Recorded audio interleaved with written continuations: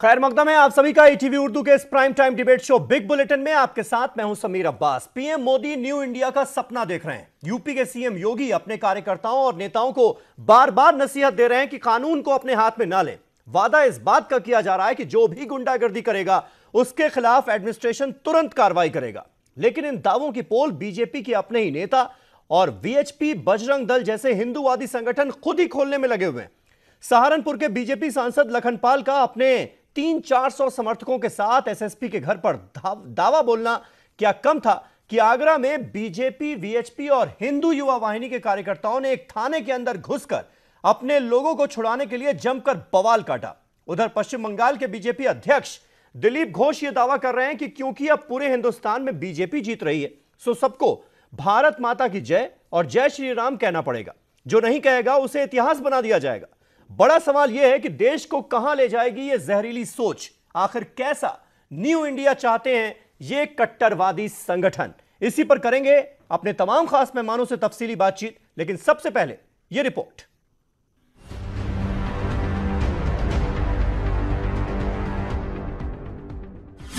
वजीर आजम नरेंद्र मोदी और उत्तर प्रदेश के वजीर आला योगी आदित्यनाथ मुसलसल अपने लीडरों को बेहतर अखलाक का मुजाहरा करने की हिदायत दे रहे हैं, लेकिन बीजेपी के लीडरों और शिद्दत पसंद तंजीमों पर इन बातों का कोई असर पड़ता दिखाई नहीं दे रहा है। मुल्क भर में बीजेपी और हिंदू शिद्दत पसंद तंजीमों के जरिए कई ऐसे मामले सामने आ रहे हैं जिससे ऐसा महसूस होता है कि ये सब इक़्तिदार के नशे में चूर हैं।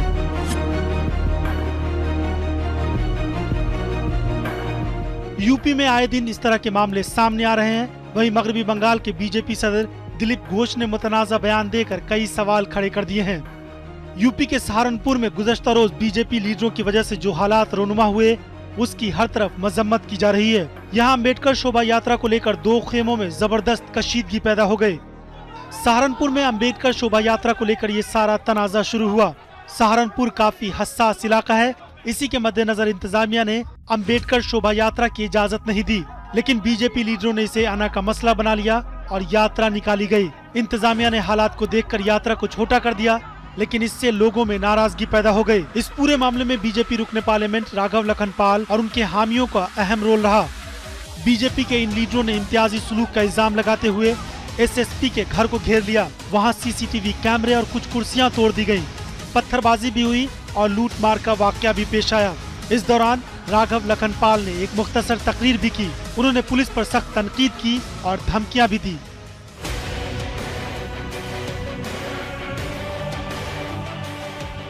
एक और मामला आगरा का है, जहां आगरा के फतेहपुर सीकरी में बजरंग दल के कारकुन ने पुलिस पर हमला कर दिया। पुलिस ने बजरंग दल के 5 कारकुनों को डकैती के इल्जाम में गिरफ्तार कर लिया था। उन्हें छुड़ाने की कोशिश में इन कारकुनों ने पुलिस थाने का घेराव किया और जमकर हंगामा किया। थाने पर बजरंग दल के कारकुनों ने पुलिस एहलकारों के साथ मारपीट की। उन लोगों ने हिरासत में लिए गए मुल्जिमान को छुड़ाने की भी कोशिश की। ये भी कहा जा रहा है कि चौकी इंचार्ज को घेर कर पीटा गया और पिस्तौल लूटने के बाद मोटरसाइकिल में आग लगा दी गई। इस तरह के तशद्दुद भरे माहौल बनाने के बाद बीजेपी के लीडरान के जहरीले बोल भी कम नहीं हो रहे हैं। मगरबी बंगाल में भारतीय जनता पार्टी के सूबाई सदर दिलीप घोष ने एक बार फिर मुतनाज़ा बयान दिया। दिलीप घोष ने कहा कि भारत माता की जय के खिलाफ मुजाहमत करने वाले लोग तारीख बन जाएंगे। एक रैली से खिताब करते हुए घोष ने कहा कि गुजरात से लेकर गुवाहाटी और कश्मीर से कन्याकुमारी तक लोगों को भारत माता की जय और जय श्री राम का नारा लगाना होगा। गुजरात से गुवाहाटी, कश्मीर से कन्याकुमारी भारत माता की जय और जय श्री राम होबे। जे बाधा देवे ताके इतिहासे चले যেতে হবে। তাই বন্ধুগণ ঘাবড়াবেন না, ভয় পাবেন না। एक तरफ पीएम मोदी सबका साथ सबका विकास का दावा करते नहीं थकते, दूसरी जानिब मुल्क भर में जो हालात बन रहे हैं उससे लगता है कि समाज के अंदर नफरत का माहौल पैदा करने की कोशिश की जा रही है। इसीलिए लोगों के जहन में ये सवाल पैदा होता है कि कैसा न्यू इंडिया बनाना चाहती हैं ये शिद्दत पसंद हिंदू तंजीमें।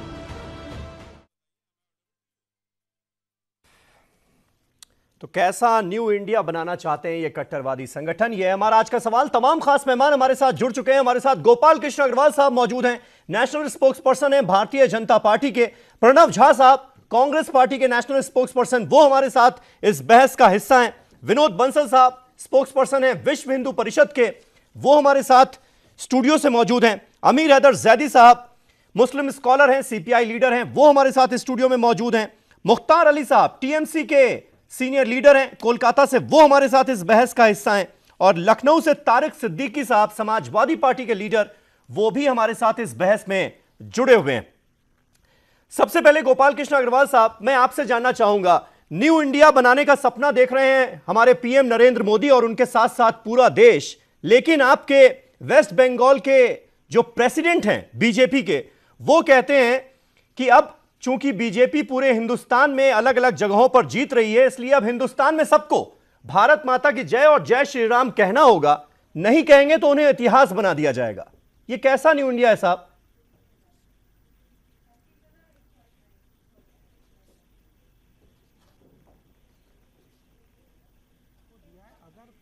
डाइवर्ट हो रहे हैं गोपाल कृष्ण जी, तो मेरी चाहे पार्टी के हैं या पार्टी के समर्थक हैं या किसी भी तरह से। हाँ, मेरी आवाज आ रही है आपको? जी हेलो, बोलिए। हाँ, वो कोई भी हो, चाहे पार्टी के समर्थक हो, पार्टी के नेता हो या कोई भी हो, उनको कानून के हवाले, उनके ऊपर कानून के तहत, देश के कानून के तहत ही कार्रवाई होगी, ये स्पष्ट वो है। और जो पार्टी से भी जो लोग कुछ बड़ बोलेपन की बातें करते हैं, उनको भी पार्टी की तरफ से रोका जा रहा है, उन्हें मना किया जा रहा है। लेकिन पार्टी की जो ऑफिशियल लाइन है वह यही है कि देश में समाज के हर तबके को साथ लेके हमें आगे बढ़ना है, ना किसी को धर्म और जाति के हिसाब से कोई भेदभाव नहीं करना, और खासकर पिछड़े वर्ग को, जो कि देश की मुख्य धारा से कट गया था, गरीब है, उन लोगों को आखिर मुख्य धारा से जोड़ना है। तो जो पार्टी के शीर्ष नेतृत्व है, जो पार्टी के ऑफिशियल स्पोक्स पर्सन है, वह सब लोग इसी बात को कह रहे हैं और कर भी रहे हैं। आप देखिए, योगी आदित्यनाथ जी की बात हो या ऐसे जो डीजी की बात है, आप आइसोलेटेड केसेस हैं, हम मानते हैं। जिन लोगों ने ये दंगे किए, उनको चाहे गौरक्षक लोगों ने किया था, गौरक्षा के नाम पे गुंडागर्दी की है, प्रधानमंत्री ने खुद कहा है और उनके ऊपर स्ट्रांग एक्शन लिया गया है। पार्टी का उनसे बहुत लोगों से कोई संबंध नहीं है, वह पार्टी के नाम को मिसयूज कर रहे हैं या धार्मिक उन्माद की बातें हूं कि पार्टी का कोई भी स्पोक्स पर्सन अगर आता है, या फिर बीजेपी की सेंट्रल लीडरशिप की भी मैं उसमें ऐड कर लूं, अगर उन नेताओं से भी बात की जाती है तो वो वही बातें करते हैं, सबका साथ सबका विकास की। लेकिन हकीकत क्या है वो भी तो आपको देखना पड़ेगा ना, क्योंकि ये कोई मामूली कार्यकर्ता नहीं है आपकी पार्टी के, बीजेपी के वेस्ट बंगाल के प्रेसिडेंट हैं दिलीप घोष साहब, वो धमकी दे रहे हैं इस तरह से लोगों को, तो उसके बारे में तो आपको सोचना पड़ेगा ना।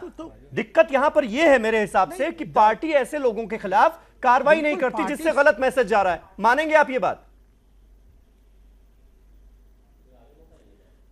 नहीं, बिल्कुल। पार्टी अध्यक्ष जी खुद ऐसे लोगों को, ऐसे स्टेटमेंट्स को रोकने के लिए उन्हें बोलते हैं, मना करते हैं और इस तरह के लोगों को डिस्करेज करते हैं। हमारी नेशनल एग्जीक्यूटिव में बात कर लीजिए, पूरी चर्चा सबके साथ सबका विकास के लिए हुई थी।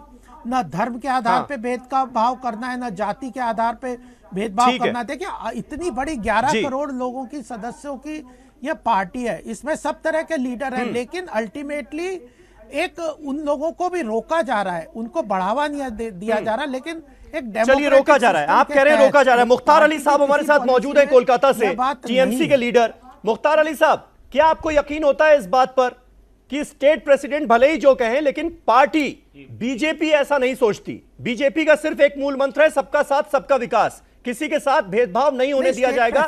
इसलिए जो नेता ऐसी बात करें, क्या उसको सिरे से नकार कर देखा जा सकता है?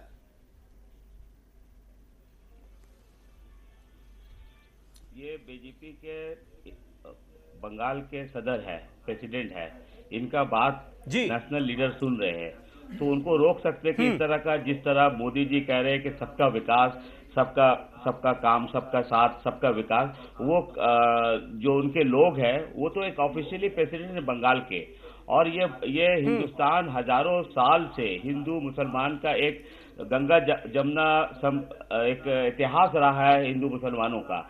ये कुछ लोग हैं जो इस बात को वोट बैंक बनाने के लिए खास करके बंगाल में फिजा को बिगाड़ रहे हैं। बंगाल में क्या हम हिंदुस्तान में 200 साल अंग्रेजों ने हुकूमत किया, उन्होंने कभी जात पात की झगड़ा नहीं किया। 700 साल मुगल ने और मुगलों ने हुकूमत किया, उन लोगों ने कभी जात पात का झगड़ा नहीं किया, बल्कि प्रशासन चलाया। लेकिन आज 65 साल के अंदर में आजादी मिलने के बाद हम ये देख रहे हैं, बहन बेटियों को बंसल साहब आऊंगा, मैं आपके पास ही आऊंगा। गंगा जमुना तहजीब हमारे है, हिंदू मुसलमान को उसको तोड़ने पर उसको पड़े हुए हैं। तो ये शर्म की बात है। हम लोग को इसको हर एक वर्ग को, जो इस देश का नागरिक है, जो इस देश का संविधान को, जो इस देश का कानून को मानता है, उसको इस बात का प्रोटेस्ट करना चाहिए। मुख्तार अली साहब, ये आपने ज्ञान की बातें तो बहुत सारी कर ली, लेकिन वेस्ट बंगाल में सरकार आपकी है। ऐसे नेता जो लोगों को बांटने की कोशिश कर रहे हैं, इस तरह के भड़काऊ बयान दे रहे हैं, उनके खिलाफ कार्रवाई क्या कर रही है आपकी सरकार?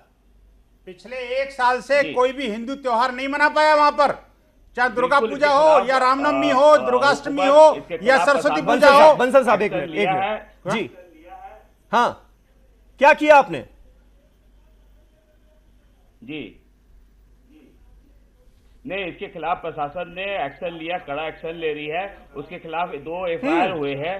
तो हुकूमत अपने तौर पर जो कार्रवाई करना, उसको देखा जा रहा है कि इसको और रंग ना दे और उसको हजारों की संख्या में हिंदुओं के घर जला दिए गए, मंदिर तोड़ दिए गए और कोई भी धार्मिक आयोजन। बंसल साहब सिर्फ एक गुजारिश आपसे है, जो बात आप कहें वो फैक्ट्स के आधार पर कहें, ऐसा ना हो कि कोई गलत जानकारी हमारे व्यूअर्स तक पहुंच जाए, क्योंकि आप जो कह रहे हैं मैं एक एक फैक्ट्स तो चेक कर नहीं सकता, इसलिए जो आप कहें वो फैक्ट्स के आधार पर कहें जी, बेबुनियाद आरोप ना लगाया जाए। जिसने किया है, सुनिए जनाब, सुनिए बात सुनिए, जिसने भी ये काम किया है, हिंदू मुसलमान दंगा लगाया, जिसने घर जलाया, उसके खिलाफ कड़ा से कड़ा मुल्क का जो कानून बोलता है एक्शन लेना चाहिए और लेना चाहिए, बिल्कुल लेना चाहिए, उसको माफी नहीं है। पिछले 2 साल से तो एक भी कानून, एक भी कोई नहीं। विनोद बंसल साहब, लेकिन आप क्या जस्टिफाई कर सकते हैं क्या, इससे पहले अगर कुछ ज्यादतियां हुई हैं तो उसको क्या इस नाम पर जस्टिफाई किया जा सकता है कि नहीं तुम जय श्री राम तुम्हें कहना होगा, नहीं तो हम तुम्हें इतिहास बना देंगे? नहीं, सीधे सीधे आप वायलेंट होने की धमकी दे रहे हैं। नहीं, सुनिए, मैं एक बात बताऊंगा आपको, देखिए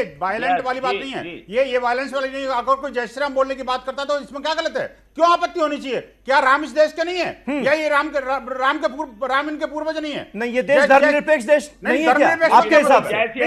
यहाँ पर अलग अलग धर्मों के लोग रहते हैं ना बंसल साहब, अलग अलग धर्मों के लोग रहते हैं ना यहाँ पर। हिंदू भी रहता है, मुस्लिम भी रहता है, सिख भी रहता है, ईसाई भी रहता है। नहीं, कोई सिख, कोई ईसाई, कोई मुस्लिम क्यों कहेगा जय श्री राम? लेकिन किसी को चिढ़ाने मत बोलिए। जो नहीं कहेगा उसको क्या करेंगे आप? सबकी अपनी अपनी धार्मिक मान्यताएं है ना। बिल्कुल ठीक है, आप बिल्कुल बोलिए, जबरदस्ती यहाँ पर तो जबरदस्ती बुलवाने की बात हो रही है ना। आप हनुमान जयंती नहीं मनाओगे, आप सरस्वती पूजा भी नहीं मना सकते, दुर्गा पूजा भी बंगाल में नहीं हो सकती। आखिरकार क्या है ये? और जिहादियों को प्रश्रय दे रहे हैं। बिल्कुल मना सकते हैं, बिल्कुल मना सकते हैं, जोर से मैं आपको चैलेंज, बंगाल, मेरे बात सुन लीजिए मेरे भाई, मेरे बात सुनिए, बंगाल में मुख्तार अली साहब आपने कह ली अपनी बात, आपने कह ली अपनी बात, और थोड़ा जरूरत है टीएमसी को अपने गिरबान में भी झांक कर देखने की। उस जगह मनाई है, ऐसे लोगों के खिलाफ कार्रवाई क्यों नहीं कर रही सरकार?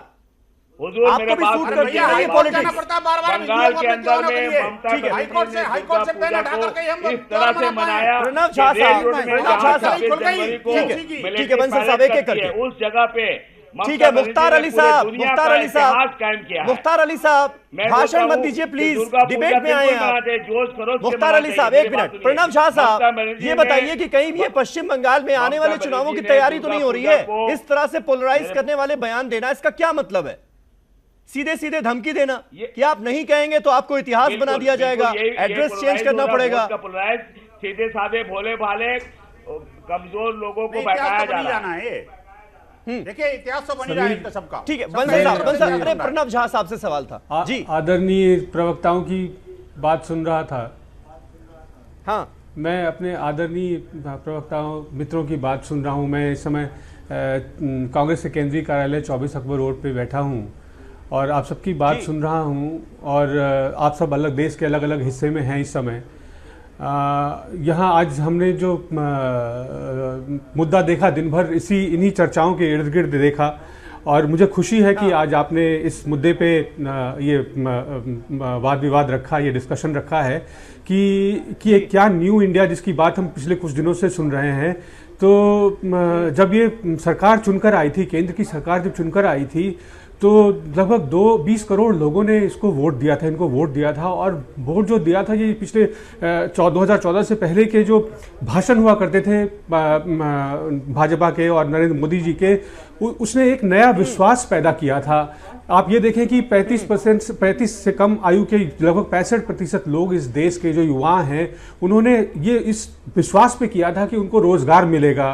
करीब 60 करोड़ लोग जो हैं इस देश के, जो खेती में जिनसे जुड़े हुए हैं, खेती के कारोबार से, कि उनकी जो आय है वो लागत से दुगनी बढ़ेगी, इस वादे पे किया था। मैन्युफैक्चरर, एक्सपोर्टर, सबको उम्मीद थी कि रुपये की कीमत इतनी अधिक हो जाएगी कि डॉलर जो है वो उसके मुकाबले मजबूत होगा रुपया।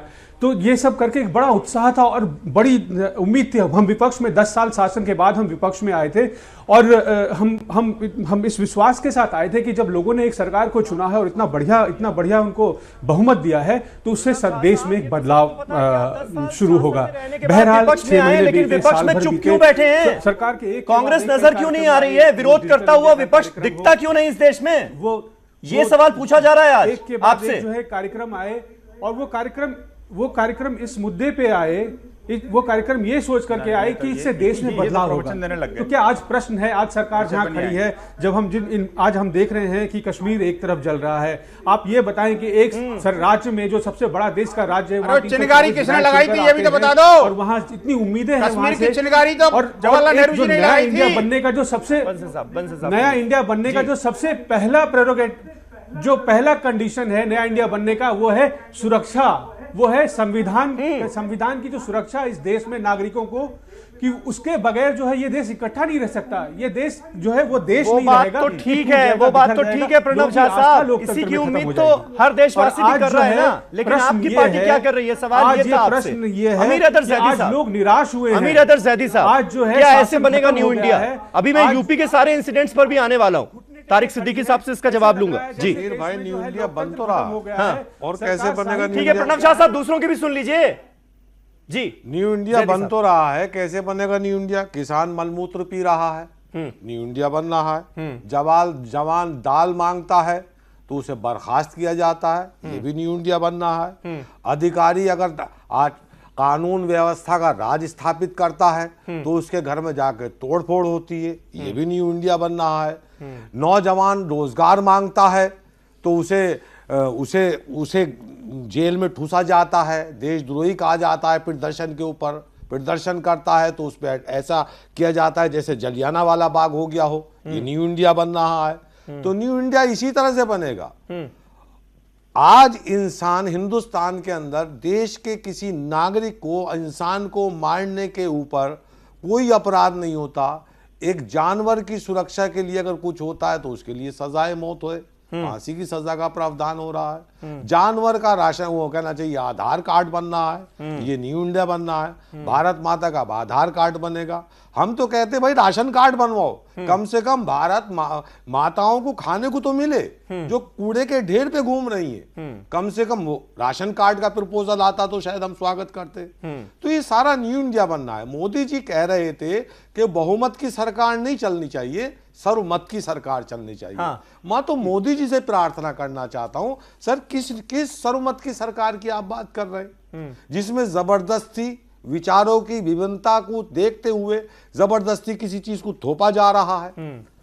अरे भाई, ये तो व्यक्तिगत मामला है। ठीक है, कोई श्री राम कहे, श्री कृष्ण कहे, अल्लाह कहे, ईश्वर कहे, गॉड कहे, ये व्यक्तिगत मामले हैं। ये किसी के कहे से नहीं किए जा सकते। ये उनकी अपनी पर्सनल भावना है, किसी पे धर्म नहीं थोपा जाना चाहिए। लेकिन यहां तो एक अजीब हो रहा है। आज सुकमा के अंदर 24 जवान शहीद हो जाते हैं उस सुकमा के अंदर, उसके अंदर कोई डिबेट नहीं हो रही। हमसे कहा गया था जब हम सत्ता में आएंगे 1 के बदले 10 सर ले आएंगे, सर कुछ नहीं हो रहा। आज 24 जवान जो शहीद हुए हैं, आपके हिसाब से नहीं काम हो रहा है। तारिक सिद्दीकी साहब, मुझे ये बताइए कि यूपी में जो एक करके इंसिडेंट हो रहा है, एक मिनट जैदी साहब हो गई आपकी बात, एक मिनट जी। सहारनपुर में जो हुआ, जो आगरा में हमने देखा, डिटेल्स में अभी अपने व्यूअर्स को भी बताऊंगा, सबको बताऊंगा, लेकिन आपको तो पता है। यह बताइए कि यह हार के सदमे से आपकी पार्टी कब उभरेगी और कब एक मजबूत विपक्ष नजर आएगा हमें यूपी में? आप लोग तो कहीं नजर ही नहीं आ रहे अब।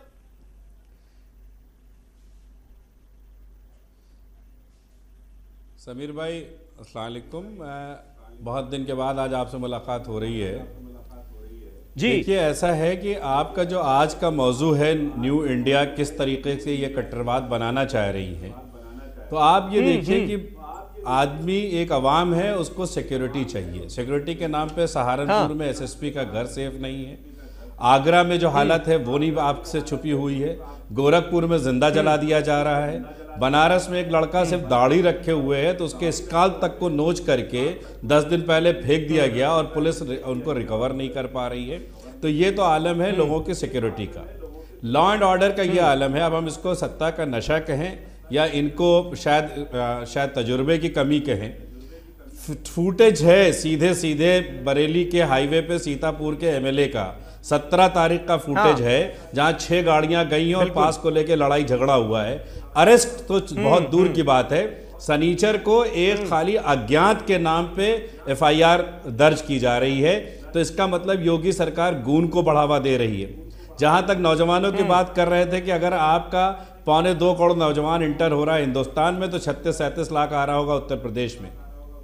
डिबेट इस पे नहीं हो रहा है कि रेलवे जो 15 लाख का एम्प्लॉयमेंट 2 साल पहले था घट के 13,30,000 हो गया, 1,70,000 लोग रिटायर हो गए, कोई नई भर्ती नहीं हो रही है, नौजवान में हताशा है। तो जो नए इंडिया के सिद्दीकी साहब ऐसे तो आप भी गिनाने लगेंगे फिर प्रणब जी की तरह। मैंने आपसे एक सवाल पूछा था कि जिम्मेदार विपक्ष की भूमिका क्यों नहीं निभाते हुए नजर आ रहे हैं आप? कब तक हार के सदमे में रहेंगे? देखिए समीर साहब, विपक्ष की देखिए हम सदमे में बिल्कुल नहीं है। हम सदमे में इसलिए नहीं है समीर साहब क्योंकि लग रहा है ऐसा तारिक साहब, लग रहा है ऐसा जो 5 साल हमने विकास करके दिया उस पे या सड़क पर आग लगा दे। भाजपा ने उसको लोकतंत्र में क्या करे, आग लगा दे।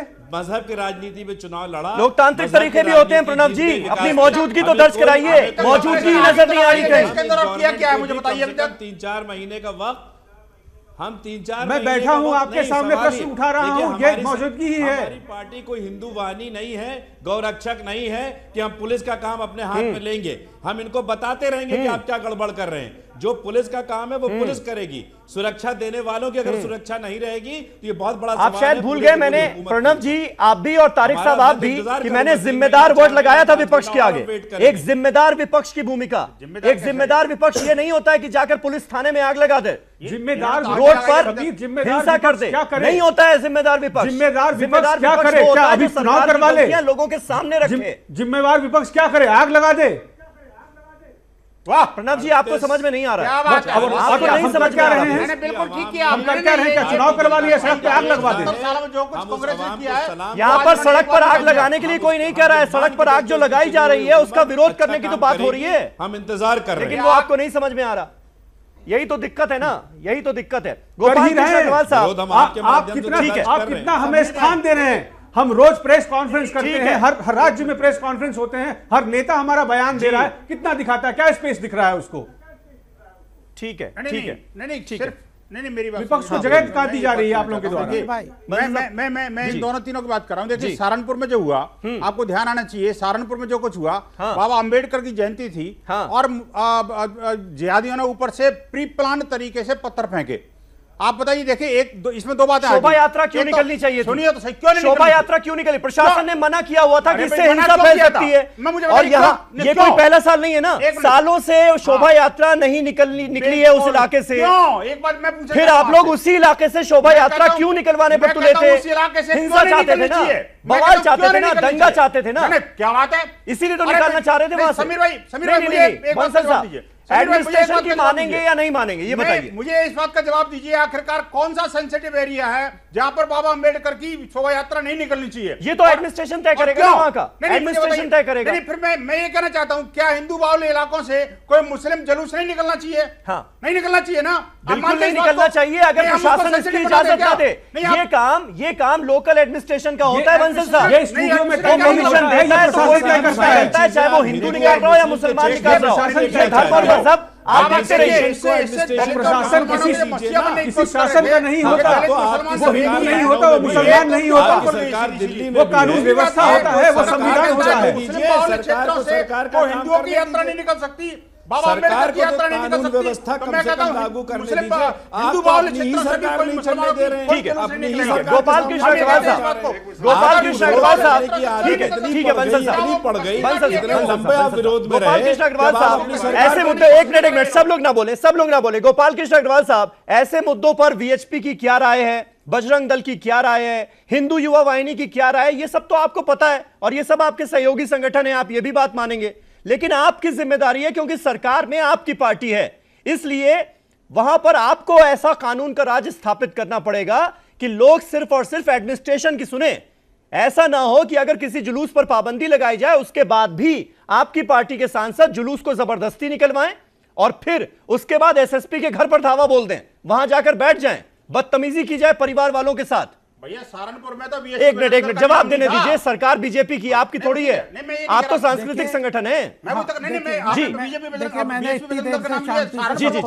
ठीक है, सुन लीजिए, वहां पर बीजेपी के सांसद थे, वही मैंने कहा। जी देखिए अग्रवाल, हाँ मैंने सुन ली सबकी बातें, और अगर आपने एक बार पूछी थी ऐसे समाजवादी पार्टी और कांग्रेस से कि आप जिम्मेदार विपक्ष का रोल क्यों नहीं अदा कर रहे, इन्होंने अगर जिम्मेदार सत्ता के जब ये थे तब जिम्मेदार सत्ता का रोल प्ले किया होता तो आज देश की ये हालत जिस तरह की ये जो सांप्रदायिक भावनाएं वो बढ़ रही हैं वो नहीं होती। और एक और मैं बात कहना चाहता हूं कि देखिए उत्तर प्रदेश की जो सहारनपुर और आगरा की घटना है और पश्चिम बंगाल, इनको सबको साथ मिला के आप देखेंगे तो कहीं कि डिबेट तो कर सकते हैं लेकिन सॉल्यूशन या इसका समाधान नहीं निकाल सकते। उत्तर प्रदेश में सहारनपुर और आगरा की घटना जो है वो लॉ एंड ऑर्डर की घटना है, उसको डीजी ने कहा है कि हम इसको सख्ती से निपटेंगे और इन लोगों जो भी कानून को हाथ में लेगा उसको सजा भी मिलेगी, उसकी एफआईआर भी लॉन्च होगी और उसके ऊपर कानूनी कार्रवाई भी होगी, चाहे वो कोई भी हो। तो वह बात योगी सुन लीजिए सख्ती से निपटा जा रहा है अग्रवाल साहब, सुन लीजिए अभी पूरी बात तो मैं सुन लीजिए पूरी बात मैं कह रहा हूं, तीनों को सब चीजों को मिलाने से कुछ नहीं होगा।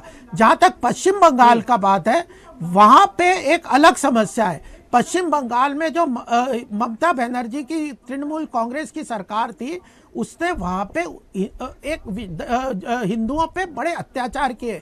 24 परगने में आप देख लीजिए वहां की मानसिकता, वहां के माइंडसेट को मैंने यूपी का इंसिडेंट आपके सामने रखा है, जी ने जो कहा है उस पर जवाब दे दीजिए ना। आपने अपने सांसद के खिलाफ क्या कार्रवाई की? सुनिए, कहिए तो मैं एसएसपी साहब जो है वहां लव कुमार साहब, उनकी जो पत्नी है उनका स्टेटमेंट पढ़कर सुना दूं आपको, कलेजा कांप जाएगा उनका स्टेटमेंट सुनकर। नहीं, आप डीजी का भी सुनाइए ना, बच्चों पर क्या गुजरी, उनकी पत्नी पर क्या गुजरी, और क्या सुनाऊं क्या मैं? कि चाहे कोई भी होगा उनके ऊपर जिन भी लोगों के, सुन लीजिए, जिन लोगों का भी नामजद एफआईआर है उन सब पे कार्रवाई होगी। डीजी ने बहुत स्पष्ट रूप से कहा है अगर वो कहीं गायब है, वो मिल नहीं रहे तो उनको भी अरेस्ट किया जाएगा।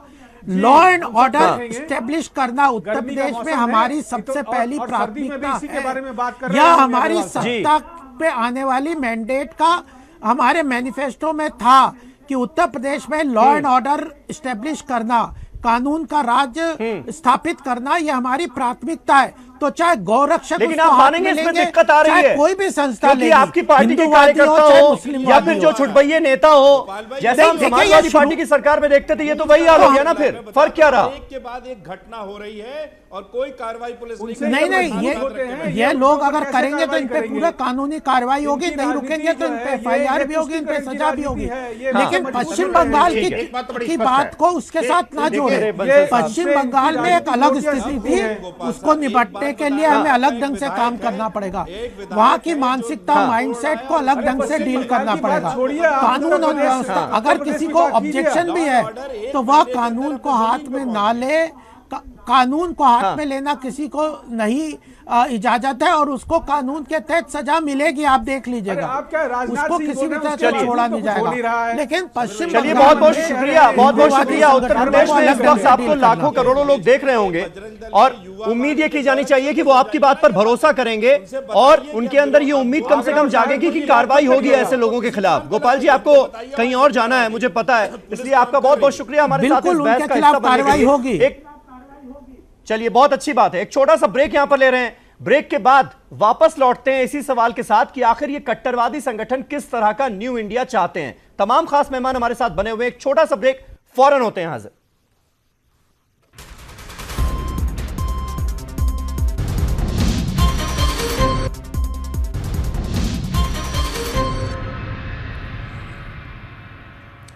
तो आखिर किस तरह का न्यू इंडिया चाहते हैं ये कट्टरवादी संगठन, ये है हमारा आज का सवाल। तमाम खास मेहमान हमारे साथ बने हुए हैं। मुख्तार अली साहब कोलकाता से हमारे साथ मौजूद हैं, टीएमसी के लीडर। मुख्तार अली साहब, आपने ब्रेक से पहले सुना होगा गोपाल कृष्ण अग्रवाल साहब को, बीजेपी के स्पोक्स पर्सन को। हर कोई ये कह रहा है कि वेस्ट बंगाल की बात मत कीजिए, वहां पर मामला अलग है। ये हिंदूवादी संगठन आपसे, आपकी पार्टी से, आपकी सरकार से इतना नाराज क्यों है?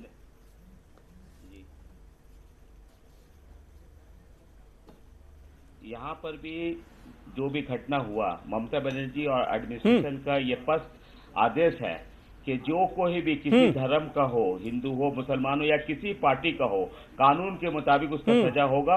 और बहुत सारे लोगों का नामजद किया गया है एफआईआर में, बहुत लोग भागे हुए हैं, बहुत लोग पकड़ाए हैं। हाँ। तो किसी को बख्शा नहीं जाएगा। हाँ। जात पात के नाम पे ये बंगाल ऐसी हिंदुस्तान में ऐसी सरजमीन है जहां पूरे हिंदुस्तान का सेकुलरिज्म इतना मजबूत है, भाईचारगी इतना मजबूत है, वो देखने के लायक है। आज यहाँ पर प्लानिंग करके आरएसएस वाले और बजरंग दल वाले बंगाल को टारगेट किए, खूब हथियारों की तस्करी हो रही है, बदनाम किया जाए मगरी बंगाल को, और ममता बनर्जी के साथ आतंकवादियों के लिए।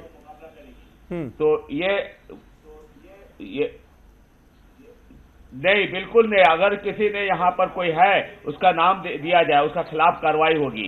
ये बिल्कुल गलत है। ये अरे भाई क्या बात है, चल रहे सारी मीडिया रिपोर्ट्स आ गई, कितने सारे आर्टिकल उसमें आ चुके हैं।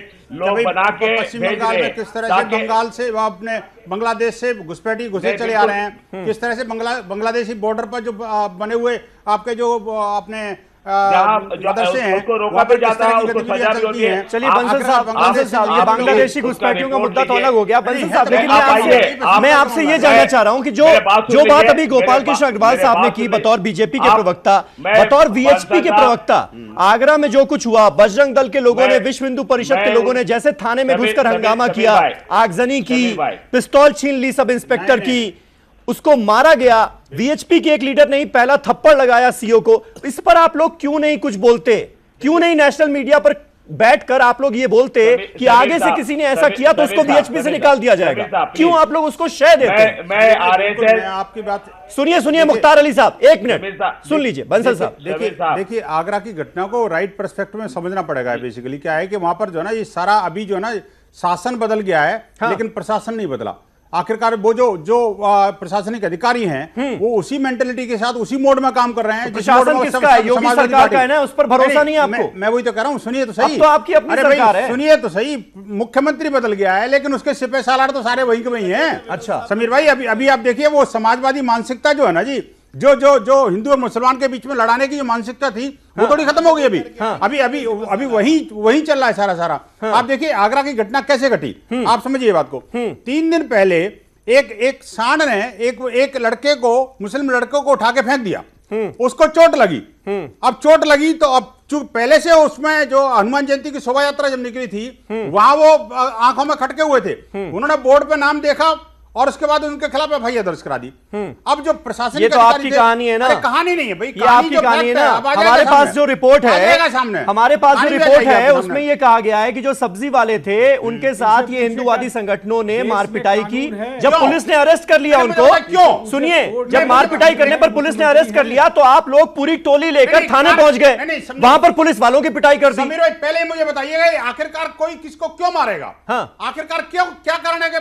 क्या सब्जी वाले मिला था बजरंग दल के कार्यकर्ताओं को? कोई और नहीं मिला? मस्जिद में जाकर नहीं करते कुछ काम? ऐसी बात नहीं है। देखिए बजरंग दल का कभी कार्यकर्ता किसी भी व्यक्ति पर कभी अनावश्यक रूप से हाथ नहीं उठाता, ना हम हाथ उठाने में विश्वास करते। सीधी सी बात यह है कि जबरदस्ती जो आपसी वैमनस्य था उसके कारण उन्होंने एफआईआर दर्ज की, और एफआईआर की शिकायत करने के लिए जब 5 कार्यकर्ता सीओ के पास गए तो पुलिस को सीओ ने, सुनिए, पुलिस के साथ क्या हुआ? पुलिस को आप अपना काम नहीं करने देंगे? पुलिस को उसका काम तो करने दीजिए। थाने में देखिए हम पुलिस के काम के सहयोग के लिए गए थे, तो भैया आपने जो 4 लोगों को गिरफ्तार किया है, ये थप्पड़ मार के सहयोग होता है क्या बंसल साहब? ये तो कमाल की बात कर दी आपने। बिल्कुल नहीं। देखिए हम इस बात को कतई बर्दाश्त नहीं करते ना कोई थप्पड़ मारा है, ये सब कहानी है। ठीक है, तारिक सिद्दीकी साहब, बंसल साहब कह रहे हैं कि आप जो प्रशासन छोड़कर गए हैं उसमें समाजवादी पार्टी का असर अभी भी बाकी है, इसलिए ऐसी घटनाएं हो रही हैं।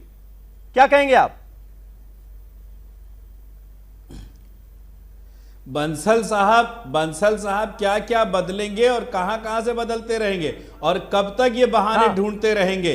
कल तक इनको ये बहाना था कि साहब हमारे पास सत्ता नहीं है, आज इनके पास सत्ता भी आ गई, दिल्ली में आई, फेल हो गए मरकज में, सूबे में भी सत्ता आ गई। अब कह रहे साहब जो प्रशासन में काम कर रहे हैं वो हमारे मन मुवाफिक नहीं है, तो 100% मन मुवाफिक ढूंढते ढूंढते ये पूरा कबाड़ा कर देंगे देश का और प्रदेश का, सारे नौजवानों की ऐसी तैसी हो जाएगी। ये असल में जो इन्होंने फोर्स तैयार किया लड़ने के लिए, वो अब इनको वक्त आ गया समझाने की जरूरत है। भाई लड़ाई झगड़ा करके सत्ता मिल गई, हेटरेट करके सत्ता मिल गई, अब हमारी पुलिस को काम करने दो। ये आज भी पुलिस को उसी विरोध के चश्मे से देख रहे हैं जो पिछले 25 साल से करते चले आ रहे। एक लॉ ऑफ इनर्शिया है, एक जड़त्व का नियम है समीर साहब, जो चीज जहां जैसे पड़ी है वैसे रहेगी जब तक एक्स्ट्रा फोर्स नहीं होगा।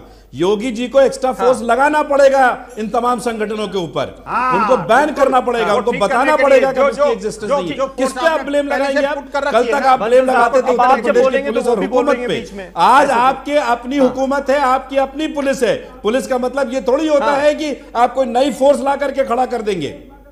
अगर आपको शासन करना नहीं आता, काम लेना नहीं आता, तो आप कब तक ब्लेम लगाते रहेंगे बंसल साहब इन चीजों पे? और आज ये हालत है कि जब पुलिस की, आपके लोगों का ये हाल है कि आप पुलिस को थप्पड़ मार रहे हैं, तो कल आम जनता का क्या हाल है? मैंने आपको बनारस का जिक्र किया है, चेक करवाइए। वहां एक अनवर करके लड़का, उसकी सिर्फ गलती थी दाढ़ी, एक मुसलमान लड़का बगैर दाढ़ी के, एक दाढ़ी के, उसका जिक्र कर चुके हैं आप। प्रणव झा साहब, कितनी बड़ी चुनौती आप आदित्यनाथ योगी के लिए मानते हैं? जिस तरह से हिंदूवादी संगठन, क्या काम किया था उसने, किस वजह से हुआ? योगी सरकार के बनने के बाद जिस तरह से उनके हौसले बुलंद हैं, यहां तक कि थानों पर हमले कर दिए जा रहे हैं, पुलिस वालों को मारा पीटा जा रहा है, एसएसपी के घर पर कब्जा कर लिया जा रहा है। कितनी बड़ी चुनौती है ये इस वक्त सरकार के लिए, और सरकार क्या करे इस वक्त?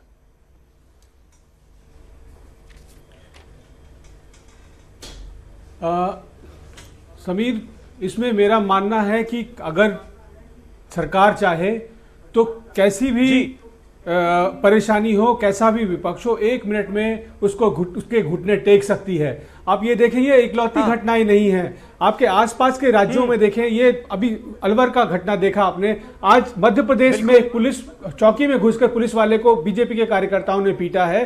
तो ये एक तरह की मानसिकता है। ये ऐसे लोग हमेशा समाज में होते हैं, पर उनके ऊपर शासन का अंकुश रहता है, वो प्रशासन से डरते हैं।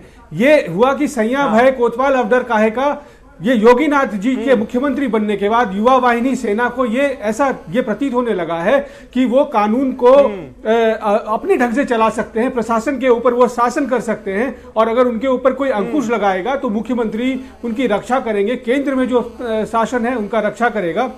लेकिन मैंने खुद देखा है कि जब आम लोग जिन्होंने की भाजपा को वोट दिया था, वो इतने निराश हैं, हम इतने निराश हैं कि ये लोकतंत्र है, एक सरकार अच्छा काम नहीं करती तो दूसरे सरकार को मौका मिलता है। इसमें यह हार जीत और यह राजनीति नहीं होती, इसमें यह होता है कि देश का अच्छा होता है, प्रदेश की बेहतरी होती है कि एक दूसरे प्रशासन को मौका मिला है, वहां के लोगों का उत्थान होगा, एक नई एनर्जी, एक नया विजन के साथ जो वो सरकार आगे काम करेगी। लेकिन जब इस तरह से सरकारें घुटने टेक देती हैं, ऐसे विजिलेंटिज्म जो ये जिस तरह की तुष्टीकरण की राजनीति करने वाले लोग हैं, ये मनुहार की राजनीति करने वाले लोग हैं, ये अपने लोगों के सामने जब ऐसे निहत्थे बेकार लाचार खड़े हो जाते हैं, तो फिर उसमें ये गुंडागर्दी जीतती है, उसमें प्रशासन हारता है, उसमें अशांति जीतती है, और उससे जो है स्टेट जो है वो राज्य जो है वो पीछे कहीं ना कहीं हाशिए पे चला जाता है, लोग निराश होते हैं। और आप ये देखें कि एक ऑलरेडी एक तरह से देश में जो है निराशा का माहौल है वो अर्थव्यवस्था को लेकर के, ठीक है, लेकिन कहीं ना कहीं अभी भी सरकारों में नई सरकारें क्या ये आप मानते हैं कि इस तरह के फ्रिंज एलिमेंट्स जो सपना दिखाया पीएम मोदी ने न्यू इंडिया का, उसके लिए सबसे बड़ा खतरा बन गए हैं? क्या मानते हैं आप ये बात? देखिए समीर भाई, 60 साल तक कांग्रेस ने देश को जलाया, ये बनेंगे, ये इसलिए बनेंगे, ये इसलिए बनेंगे सबीर साहब क्योंकि इनके पास रोजगार नहीं है। इनको आप कैसे इनको बिठाएंगे, इनसे कैसे आप कंस्ट्रक्टिव काम कराएंगे? ये काम के अभाव में, रोजगार के अभाव में सड़कों पे उतरेंगे, हाथ में लेंगे और अव्यवस्था फैलाएंगे। 60 साल तक कांग्रेस ने देश में आग लगाई, बीजेपी उसके आग को बुझाने आई थी। यूपी में पहले समाजवादी गुंडों की सरकार थी, अब महापुरुषों की सरकार है। तो कुछ ना कुछ तो न्यू इंडिया लिखा जा रहा है, और न्यू इंडिया भी इस तरह का लिखा जा रहा है। वो पार्टी सरकार चला रही है, अगर उसका प्रदेश अध्यक्ष ये कहे कि अगर तुम ये नहीं करोगे तो तुम्हें कहना चाहिए तुम्हारा अंतिम संस्कार सड़क पे कर दिया जाएगा, कोई तुम्हें पुलिस वाला उठा के भी लेके नहीं जा सकता। ये वो महापुरुषों की सरकार है। किसी प्रदेश के चीफ मिनिस्टर की सुपारी दे देते हैं, उन्ना उसका सर कलम कर देंगे। ये वो महापुरुषों की सरकार है उत्तर प्रदेश के अंदर, जो एसएसपी भी, जहां एसपी और पुलिस अधिकारी सुरक्षित नहीं है। अगर मेरठ के अंदर एसओ कुछ कहता है तो उसके ऑनलाइन कैमरा थप्पड़ मारते हैं। एसपी लॉ एंड ऑर्डर की सिचुएशन वो करता है, मेंटेन करता है, तो उसके घर में जाके पथराव करते हैं। तो ये महापुरुषों की सरकार है। गुंडों की सरकार तो पहले थी, समाजवादी पार्टी की सरकार थी जो गुंडों की सरकार थी। ये तो महापुरुषों की सरकार है, इसमें तो सब सुरक्षित है, माँ बहनें भी सुरक्षित है। कोई बहन किसी भाई के साथ जा सकती है, उससे आधार कार्ड मांग लिया जाता है कि बताओ तुम इसकी बहन हो भी या नहीं हो, तुम अमुक जाति की हो भी या नहीं हो। तो ये सब कुछ हो रहा है। घर खटखटा के पूछा जा रहा है कि अगर इंसान, इस देश के नागरिक दो घर के अंदर बैठे हैं तो उनसे पूछा जाता है कि एक ही जाति के हो, एक ही मजहब के हो। ये क्या हो रहा? बंसल साहब हो रहा है, ये महापुरुषों की सरकार। बंसल साहब, आपको नहीं लगता कि वीएचपी के कार्यकर्ता या बजरंग दल के कार्यकर्ता इस तरह की घटनाओं को अंजाम देकर एक तरह से योगी आदित्यनाथ की इमेज पर ही पलीता लगा रहे हैं, उनकी इमेज ही खराब करने में जुटे हुए हैं? क्योंकि वो बार बार कहते रहते हैं कि मैं अपने कार्यकर्ताओं से कहूंगा, मैं जो हिंदू युवा वाहिनी है उसके कार्यकर्ताओं से कहूंगा कि कानून अपने हाथ में ना लें, लेकिन लगातार इंसिडेंट्स पे इंसिडेंट्स हुए जा रहे हैं। तो अब तो जिम्मेदारी आपकी है। समीर भाई, एक बात तो सबसे पहले तो जयदीप साहब को बोल दूं कि भाई ये जिस बात की बात कर रहे हैं, हाँ, कम से कम वो ये नहीं कहना चाहिए कि 100 चूहे खाए बिलैया हज को चलिए, इनके ऊपर आ रही है बात, क्योंकि ये इन्होंने हमेशा से बंगाल को जलाया है, बंगाल को पूरे को किस स्थिति में देखिए, और इन्होंने किस तरह से, अरे क्या बात कर रहे हो, 37 साल हुकूमत करने के बाद यूपी की आप पहुंच जाते हैं रिकॉर्ड में ला दीजिए। हिंदू समाज कभी अपने 37 साल हुकूमत करने के बाद एक रिकॉर्ड पर दंगा ला दीजिए। मुझे बताइए, 37 साल हुकूमत करने के बाद एक दंगा, एक इंडस्ट्री बची क्या? सुन लीजिए, 37 साल में एक हुकूमत, एक दंगा बता दीजिए। आप अम्बेडकर के वो करने जा रहे हो, आप अम्बेडकर के क्या हो भाई? अम्बेडकर यात्रा के ऊपर कर रहे हो। आप मुझे बता दीजिए अम्बेडकर के आप क्या हो? जब अम्बेडकर संविधान निर्मात्री सभा में वो जा रहे थे, अरे भाई अम्बेडकर को आप संविधान सभा में जा रहे हैं, अम्बेडकर की आप सुन लीजिए, अम्बेडकरवादी हमें आपको। बंसल साहब, शोभा यात्रा निकालने पर एक मिनट, जैदी साहब आप समझ नहीं पा रहे, जैदी साहब समझ नहीं पा रहे, आप जैदी साहब आप समझ ही नहीं पा रहे। बाबा अम्बेडकर की शोभा यात्रा निकालने पर किसी को ऑब्जेक्शन है ही नहीं। बाबा अम्बेडकर की शोभा यात्रा उस इलाके में निकालने पर ऑब्जेक्शन था प्रशासन को, जो आपने नहीं सुना, कश्मीरी घाटी है क्या? हाँ, क्या आतंकवाद का अड्डा है क्या? ये बताऊं क्यों सेंसिटिव है वो? देखिए कौन सा इलाका सेंसिटिव है, कौन सा इलाका सेंसिटिव है, कहां से शोभा यात्रा निकालनी है, ये प्रशासन तय करेगा ना। सबको उस गांव से निकाल कर फिर आप ही बैठ जाइए ना, योगी आदित्यनाथ को हटाकर आप ही बैठ जाइए, फिर सीएम की कुर्सी पर आप ही बैठ जाइए, पूरा प्रशासन कैसे काम करे आप ही तय कीजिए। प्रशासन पुलिस जिसकी जिम्मेदारियां तय करेगा, या आप वॉलंटियर ऑर्गेनाइजेशन अगर तय करने लगी तो सैकड़ों ऑर्गेनाइजेशन तय करेंगे, फिर शासन प्रशासन का राज नहीं रह जाएगा। सवाल इस बात का कौन तय करेगा? पुलिस का काम पुलिस पे छोड़िए ना। विचारों को मानते हैं आप, अम्बेडकर के विचारों को मानते हैं आप, अम्बेडकर के विचारों को मानते हैं। पहले बताइए आप अम्बेडकर के विचारों को मानते हैं? अम्बेडकर के विचारों को मानते हैं? अम्बेडकर के विचारों को मानते हैं नहीं मानते? मुझे आप ये बताइए, अम्बेडकर के विचारों को मानते नहीं मानते? पहले ये बताइए, अम्बेडकर के विचारों को मानते नहीं मानते? अम्बेडकर के विचारों को मानते हैं नहीं मानते? अरे भाई सुन लीजिए, आप, मैं राम जी को मानता हूँ, राम जी के विचारों को भी मानता हूँ, मैं अम्बेडकर को मानता हूँ। साहब, जैदी साहब के सवाल का जवाब हाँ और ना में दे दीजिए। आप अम्बेडकर को मानते हैं? ठीक है, एक मिनट, पर्सनल ना हो, एक मिनट, जैदी साहब, तारिक सिद्दीकी, एक मिनट, सुन लीजिए,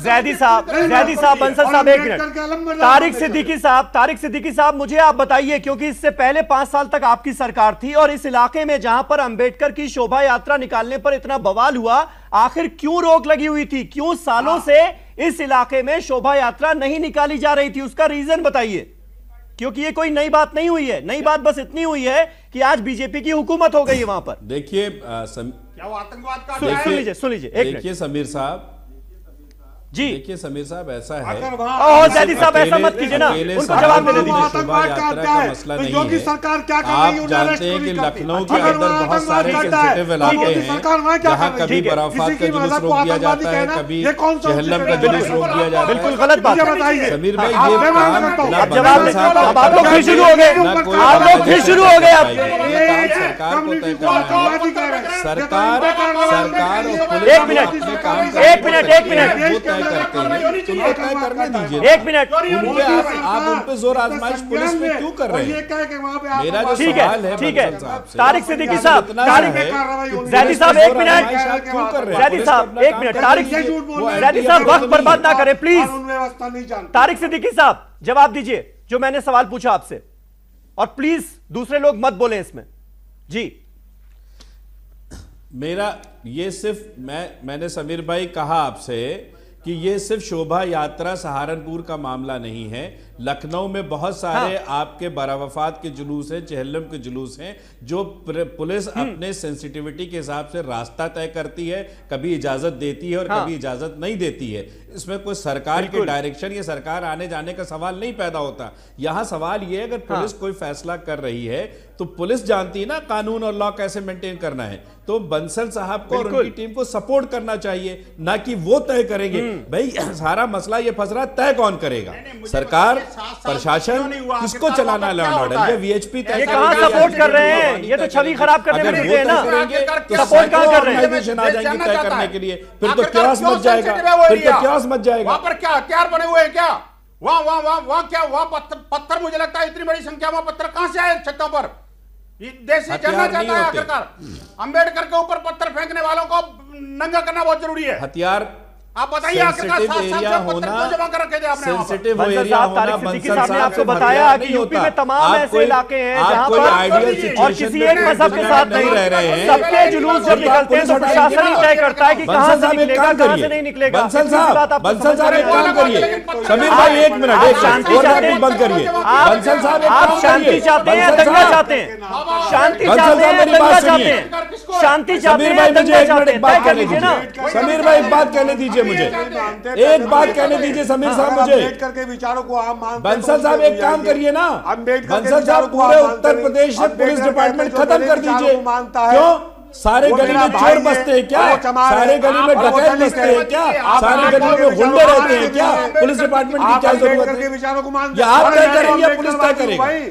ये इलाका सेंसिटिव इसलिए नहीं है कि वहां कोई कारखाना है, पुलिस को लगता है रास्ता सकरा हो सकता है। बहुत शुक्रिया। आप तो ये कहते हैं उत्तर प्रदेश में आप अम्बेडकर के विचारों को मानते हैं, ठीक है, आप बताइए। बहुत शुक्रिया मुख्तार अली साहब, तारिक सिद्दीकी साहब, अमीर हैदर जैदी साहब, प्रणव झा साहब, विनोद बंसल साहब, बहुत शुक्रिया हमारे साथ इस बहस का हिस्सा बनने के लिए। तो कुल मिलाकर उम्मीद सिर्फ और सिर्फ बीजेपी प्रवक्ता का यह बयान जताता है कि आगे से ऐसी घटनाएं नहीं होंगी। यूपी को उन्होंने यह भरोसा दिलाया है कि और अगर कोई भी हिंदूवादी संगठन का कार्यकर्ता या बीजेपी का अपना नेता ऐसी हरकत करता है तो उसके खिलाफ सख्त से सख्त कार्रवाई होगी। उम्मीद बस सिर्फ और सिर्फ इस बयान में है। बहुत शुक्रिया आप सभी का इस डिबेट को देखने के लिए। कल एक नए टॉपिक पर नई डिबेट के साथ हाजिर होऊंगा, तब तक के लिए बहुत शुक्रिया।